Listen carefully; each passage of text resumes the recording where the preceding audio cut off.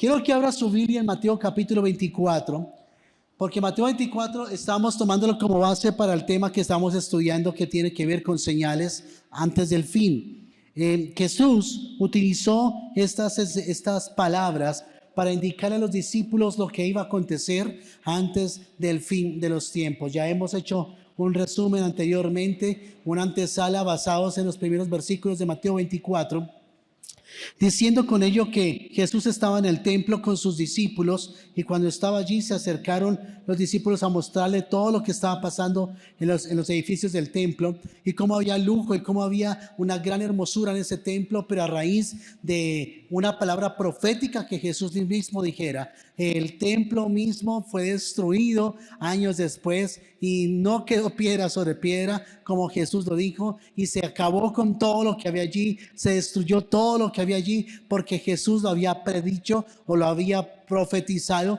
porque Jesús no solamente es el Hijo de Dios, sino que Jesús fue profeta en su tiempo. Y un profeta es una persona que promulga algo que se va a cumplir, que se va a declarar, que se va a hacer. Así que en el capítulo 24, versículo 3, veíamos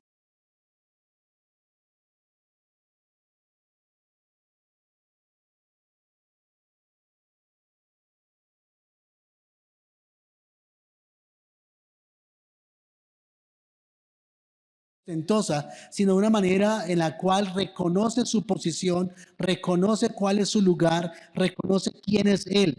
Aparte de eso, dice que Él dice, es versículo 3, y estando él sentado en el monte de los olivos, los discípulos se acercaron aparte, diciendo, dinos cuándo serán estas cosas y qué señal habrá de tu venida y del fin del siglo. Y respondiendo Jesús les dijo, mirad que nadie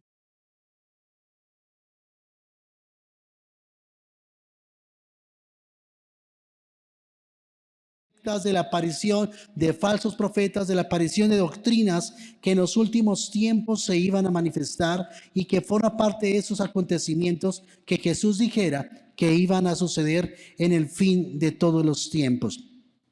El apóstol Juan, él hace alusión a tener mucho cuidado con todo esto que está pasando al final de sus cartas. Y en la primera epístola de Juan, el capítulo 2, en el versículo 18, Juan está diciendo, hijitos, ya es el último tiempo, y según vosotros oísteis que el anticristo viene, y si ahora han surgido muchos anticristos, por esto conocemos, así está bien, gracias, por esto conocemos que es el último tiempo. Ahora quiero que ustedes miren el versículo 18 nuevamente conmigo. Dicen, hijitos. ¿Cómo dice? Hijitos. ¿A quién está hablando?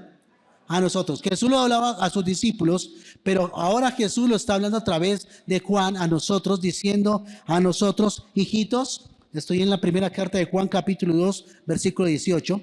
Primera carta de Juan, capítulo 2, versículo 18. Hijitos, ya es el último tiempo. ¿Ya es el último qué? Tiempo. Ahora, si me dice que el último tiempo, quiere decir que hay más tiempos. ¿Está conmigo? Si me dice que es el último tiempo, es porque hay que más tiempos. Ahora, ¿cuáles son esos tiempos? Jesús en Mateo capítulo 24 está haciendo una alusión a cuáles son esos tiempos y cómo se van a manifestar las cosas antes de su venida. Sin embargo, Juan en su carta dice, hijitos, ya es el último tiempo, y según vosotros oísteis, porque era algo que estaba pasando, por ejemplo, el gnosticismo, y Mosquera no es la excepción. En Mosquera hay gnósticos. En días pasados también encontré por aquí cerca de la iglesia pancartas haciendo alusión a San Gregorio. Y todo eso forma parte de cosas que en los últimos tiempos se van a manifestar. Ahora Jesús está diciendo otra vez, o más bien Dios está diciendo a través de Juan, hijitos, ya es el último tiempo. Queriendo decir, escúcheme esto, que hay tiempos marcados para las diferentes historias o épocas del mundo. En esos tiempos marcados sucede algo muy importante, y es que en esos tiempos hay una palabra que se define en griego, que es la palabra cronos. Cronos, como suena, cronos con C, cronos, que habla acerca del tiempo humano. Pero también hay una palabra en hebreo que dice kairos, que es el tiempo de Dios. Entonces, los tiempos de Dios, kairos, van sucediendo y en el cronos del hombre van sucediendo cosas proféticas como las que acontecen en esta carta de Juan. Y dicen, y según vosotros oíste que el anticristo viene. Ahora, ¿cuántos de ustedes han oído que el anticristo viene? Ahora, ¿qué es el anticristo? Es una persona que se antepone o va en contra de lo que es Jesús, pero se manifestará como si lo fuera, como si fuera Jesús.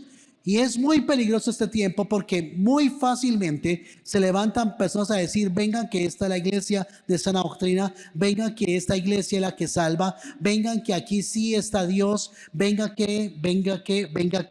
Pero Juan está diciendo aquí, tengan cuidado porque es muy común encontrar en esta época personas que dicen que el anticristo viene, pero muchos anticristos se han levantado durante la historia humana. Y les hablaba cómo desde 1947 el surgimiento de los anticristos cada vez es más constante. En nuestra época constantemente se está levantando anticristos, personas que se levantan para ir en contra de lo que Cristo ha dicho. Entonces usted encuentra personas que corren hacia ellos, pero Jesús en Mateo 24 está diciendo, tengan cuidado porque son falsos profetas. Juan lo está corroborando en la carta, en el segundo capítulo de su carta, diciendo, hijitos, ya es el tiempo, el último tiempo, y según vosotros oíste que el anticristo viene, así ahora han surgido muchos, ¿cuántos? Muchos anticristos.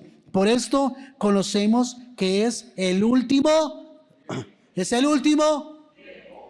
Entonces estamos hablando de una palabra, el último tiempo del kairos de Dios. Es el último momento en el que Dios está en la antesala a su venida. Escuchen, la iglesia de esta época nos correspondió vivir con los anticristos. Nos correspondió vivir con los anticristos. Muchos anticristos se van a levantar, pero hay un anticristo que es sobre todos los anticristos. Ese anticristo que es sobre todos los anticristos es el que viene a manifestarse como si fuera el Cristo realmente de la última época. Ahora, según estudios de algunos teólogos, se deduce, o sea, se ha podido determinar la probabilidad de que ya esté el anticristo actualmente en la tierra, pero que aún no se ha manifestado como tal. Porque dice la palabra que en los primeros tiempos de su manifestación, antes de que sea público, Él se ganará el afecto de la gente. Estará ganándose el corazón de las personas para que lo vean como alguien digno de amar, alguien digno de imitar. Y es muy probable que ya esté en este momento el anticristo. Sin embargo, en todo esto que está pasando alrededor, aún no podemos decir a ciencia cierta, fulano de tal es el anticristo. Pero todo aquel que se levante contra Cristo es anticristo. Pero hay un anticristo que es directamente aquel que se va a levantar para proclamarse el Cristo a sí mismo y para asumir el rol como el Mesías de la humanidad. Pero va a darse la manifestación de tres cosas, o más bien de tres seres en los últimos tiempos. Y uno es el anticristo, otro es el falso profeta y otro es ¿quién? La bestia. Ahora, son tres personas, tres seres diferentes que van a ser una simbología de lo que es la Trinidad de Dios, Padre, Hijo y Espíritu Santo. Así como hay una Trinidad, Padre, Hijo, Espíritu Santo, también hay una trinidad satánica que se va a manifestar en los últimos tiempos y todo empezará con la manifestación del anticristo. Juan está continuando diciendo, versículo 19, esos anticristos, dice, salieron de nosotros, pero no eran de nosotros. Es que es muy probable que el anticristo haya surgido de alguna religión cristiana en el mundo. Escúcheme, el cristianismo a nivel mundial es catalogado como una de las religiones grandes, pero no la más grande, porque la más grande es los musulmanes, que están arrasando con todo el mundo, incluso en Colombia. Usted encontrará mezquitas en muchas partes de Colombia, en el mundo entero. La religión musulmana está queriendo gobernar y captar la atención de fieles a nivel mundial. Y usted, creo que en días pasados hacía alusión, por ejemplo, como nuestra televisión, yo no veo casi televisión, pero sé que hay influencia de novelas turcas, influencia de novelas que tienen que ver con la influencia, valga la redundancia, de lo que es la religión musulmana, el islamismo. Todo esto tiene que ver con una manifestación que se tiene que hacer en los últimos tiempos para que se levante el anticristo. Ahora, hablan de Cristo, pero no son como nosotros. No son como nosotros. Y entiéndase que a nivel mundial, la religión cristiana, dentro de la religión cristiana, entran cristianos evangélicos, católicos y todos aquellos que proclamen a Jesucristo. Sin importar que sean sectas o no, en las estadísticas mundiales entran como cristianos todos aquellos que predican de Cristo, sin importar qué religión como tal profesan. Por eso Juan dice, salieron de nosotros. Y si ustedes se dan cuenta, muchos de los fundadores de sectas de hoy en día fueron cristianos, conocieron la verdad, pero salieron de las iglesias cristianas y fundaron sus propias iglesias con una voz suprema, supuestamente, de un llamado de Dios a decirles a ellos, supuestamente, corrijan al mundo entero porque lo que han creído es falso, ustedes reciban la verdad. Pero ellos son falsos cristos. Versículo 19 dice, salieron de nosotros, pero no eran de nosotros, porque si hubiesen salido de nosotros, habrían permanecido con nosotros. Habrían permanecido con nosotros. Pero salieron, ¿para qué? Para que se manifestase que no todos son de nosotros. Pero vosotros tenéis la unción del Espíritu Santo. ¿Cuántos dicen amén a eso? ¿Cuántos dicen yo tengo la unción del Espíritu Santo? No, dígalo. Yo tengo la unción del Espíritu Santo. Vuelvo a decir. Ahora dígale al que está a su lado, yo tengo la unción del Espíritu Santo. ¿Cuántos lo creen? Por eso dice el versículo 20, pero vosotros tenéis la unción del Espíritu Santo y conocéis toda.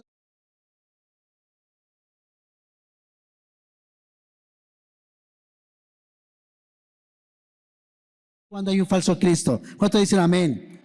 Pero no os he escrito, dice, no os he escrito como si ignoraseis la verdad, sino porque la conocéis y porque ninguna mentira procede de la verdad. Ahora, ¿quién es el mentiroso? Dice aquí, versículo 22. ¿Quién es el mentiroso?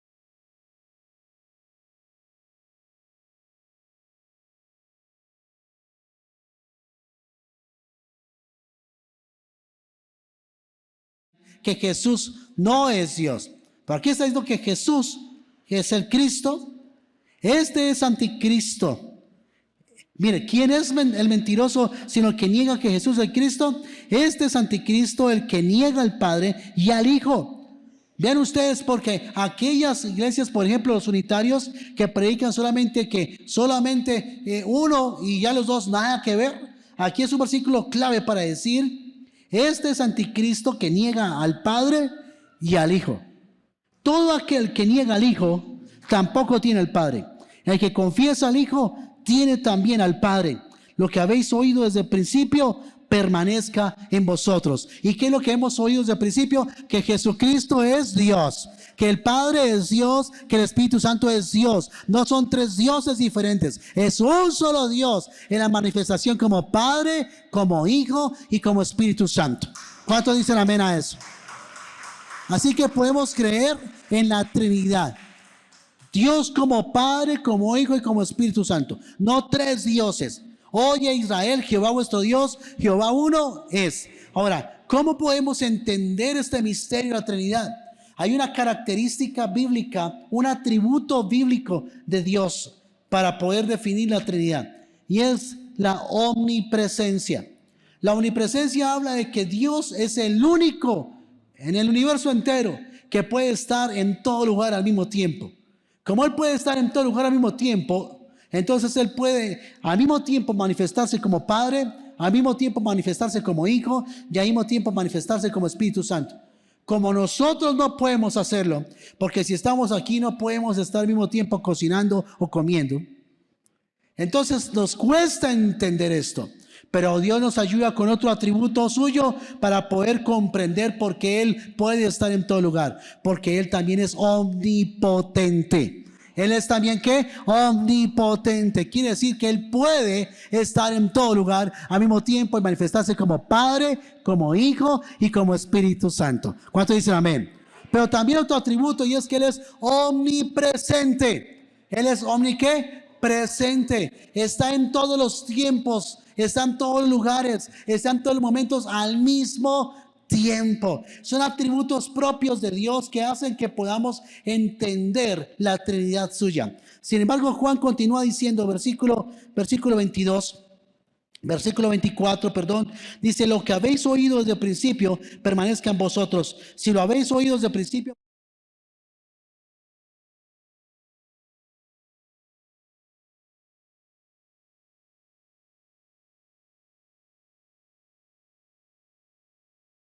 es que hay una vida eterna. ¿Cuántos saben eso? Hay una vida eterna. Jesús dijo: yo soy la vida. Y cuando Jesús lo está diciendo, Él está pensando no en una vida terrenal, sino en una vida eterna. Por eso Él quería que su iglesia estuviese preparada para el momento de su manifestación. Es importante que entendamos algo más. Versículo 26. Os he escrito esto sobre los que los engañan. Pero la unción que vosotros recibisteis de Él, hablando de Dios, permanece en vosotros. Y no tenéis necesidad de que nadie os enseñe.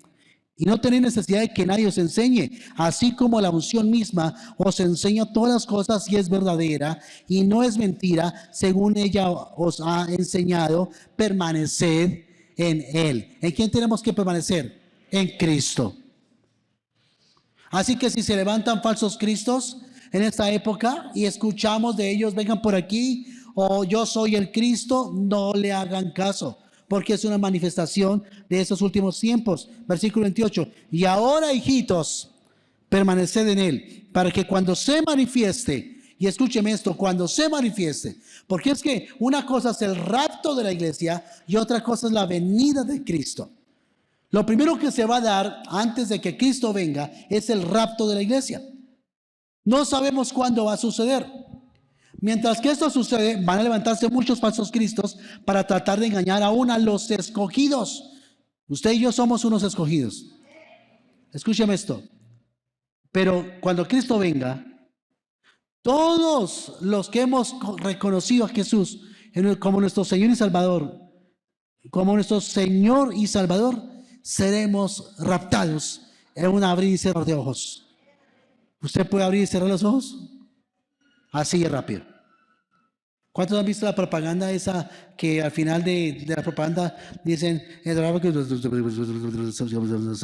número... ¿No han oído? ¿No? Sí, ¿saben a cuál? Que cuando, por ejemplo, hacen publicidad de que el tabaco es nocivo para la salud, ley 30, creo que es ley 30 sí, el tabaco es nocivo para la salud. Ni porque usted habla así de rápido. Cuando Cristo venga, ni porque usted habla así de rápido, para salvarse si no lo hizo antes. O sea que tenemos que estar preparados porque el rapto de la iglesia es inminente. En cualquier momento sucederá. He visto por ahí un videito de que alguien publicó que el pastor está leyendo ahí y dice: y Cristo vendrá por su iglesia. Y cuando está así, perdónenme, lo voy a hacer así. Y dice, cuando el pastor está ahí predicando: y Cristo vendrá por su iglesia, como en un abrir y cerrar de ojos, cae la Biblia y todo el mundo se desaparece. ¿Se imaginan ustedes que pase eso en el culto? Que estemos aquí reunidos y que de repente todos alabando al Señor y no falta el despalomado por allá, el despabilado que está ahí así cruzado mirando: qué linda chica vino hoy. Está elevado.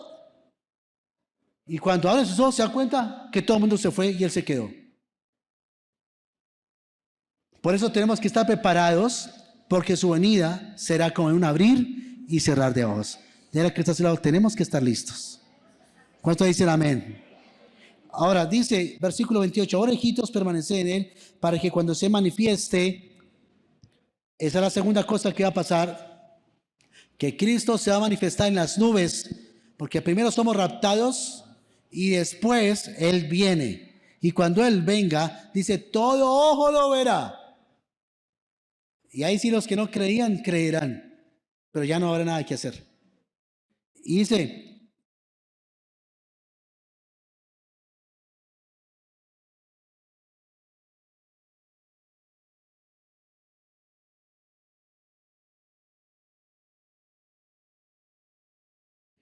Así que una señal de la venida de Cristo, o de los últimos tiempos más bien, es la manifestación de falsos profetas que se levantarán para tratar de engañar a muchas personas. Volviendo a Mateo capítulo 24, dice, por eso en el versículo 4, dice, respondiendo Jesús les dijo, mirad que nadie os engañe, porque vendrán muchos en mi nombre diciendo, yo soy el Cristo, y a muchos se engañarán. Así que tengamos mucho cuidado con esto, porque muchos se levantarán para tratar de engañar a los escogidos. Pero yo oro que el Señor nos guarde a todos y que en el nombre de Jesús tengamos la capacidad de discernir para que cuando Cristo venga, nosotros nos vayamos con Él. ¿Cuánto dicen amén a eso? Versículo 6 dice, y oiréis de guerras y rumores de guerras. Mirad que no os turbéis.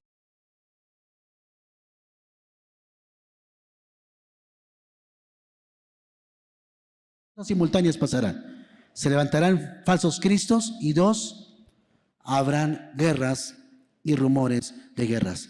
Pero la oración de Jesús es que nadie se turbe, que nadie tenga miedo, que nadie se amedrente, que nadie se asuste, sino que más bien estemos preparados para que cuando esto suceda, nosotros sepamos que son señales, pero que Dios guardará a su iglesia en medio de todas estas señales. ¿Se dieron cuenta cómo en la pandemia Dios nos guardó? Aún mayor será como Dios nos guarde en el tiempo de que se manifieste esto, porque habrá un tiempo de tribulación y otro tiempo de gran tribulación.